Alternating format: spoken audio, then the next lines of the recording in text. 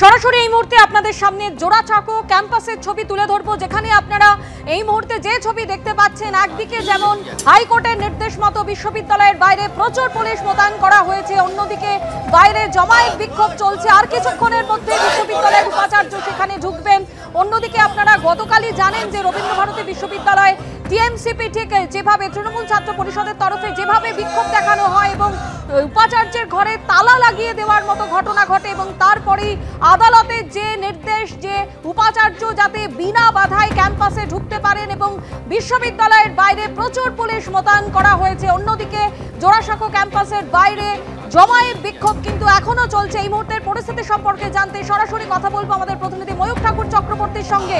ময়ূক, এই মুহূর্তের কি ছবি?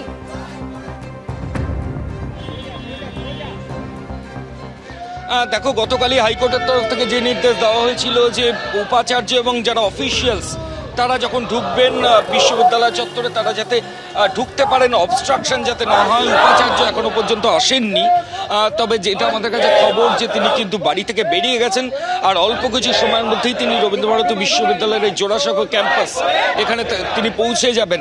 গতকাল বিশ্ববিদ্যালয়ের তরফ থেকে ছাত্রছাত্রীরা এখানকার তৃণমূল ছাত্র পরিষদের যারা সদস্য তারা উপাচার্যের ঘর সেখানে তালা বন্ধ করে দিয়েছিল এবং শিক্ষা বন্ধু সংগঠনের তরফ থেকে বাইরে বিক্ষোভ কর্মসূচি চলছিল।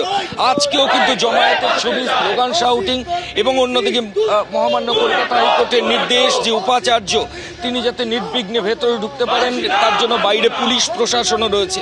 একদিকে পুলিশ, অন্যদিকে তৃণমূল ছাত্র পরিষদ এবং শিক্ষাবন্ধু ইউনিয়নের যারা সদস্য। আমরা এই মুহূর্তে সরাসরি রবীন্দ্রভারতী বিশ্ববিদ্যালয় জোড়াসাঁকো ক্যাম্পাসের সামনে ছবি দেখাচ্ছি।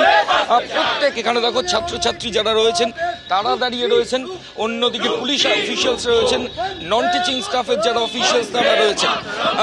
আপনারা আজকে আবার এখানে জমায়েত করেছেন, উপাচার্য কিছুক্ষণের মধ্যে ঢুকবেন, দাবিটা কি? উপাচার্য কি করবে সেটা তার ব্যক্তিগত ব্যাপার, আমাদের এই বিষয়ে কোনো মন্তব্য নেই। আমি উপাচার্য বলে তো ওনাকে মনেই করি না, তার কারণ হচ্ছে ওনাকে উপাচার্য নিয়োগই দেয়। ওনার অ্যাপয়েন্টমেন্ট লেটারটা আমাদের কাছে আছে, ওনাকে উপাচার্য কোথাও বলা হয়নি। আপনার পরিচয়?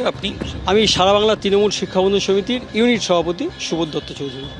ওনার অ্যাপয়েন্টমেন্ট লেটারটা দাও। আমরা অ্যাপয়েন্টমেন্ট লেটার দেখবো। এই মুহূর্তে তৃণমূলের শিক্ষাবন্ধু সমিতির তরফ থেকে যেটা বলা হচ্ছে যে ওনাকে তারা উপাচার্য মনেই করেন না, ওনার অ্যাপয়েন্টমেন্ট লেটার সেটা তারা সঙ্গে নিয়ে ঘুরছেন। অন্যদিকে তৃণমূল ছাত্র পরিষদের সদস্যরাও রয়েছেন।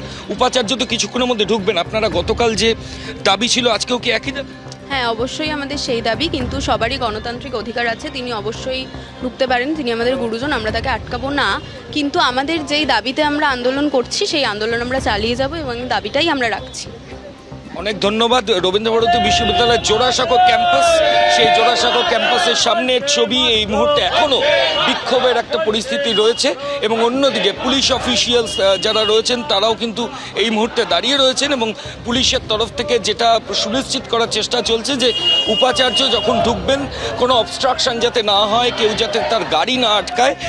ঠিক সেই কারণেই এখানে গিরিশ পার্ক থানা এবং অন্যান্য থানার তরফ থেকে কলকাতা পুলিশের অফিসিয়ালসরা রাস্তার ওপর রয়েছেন।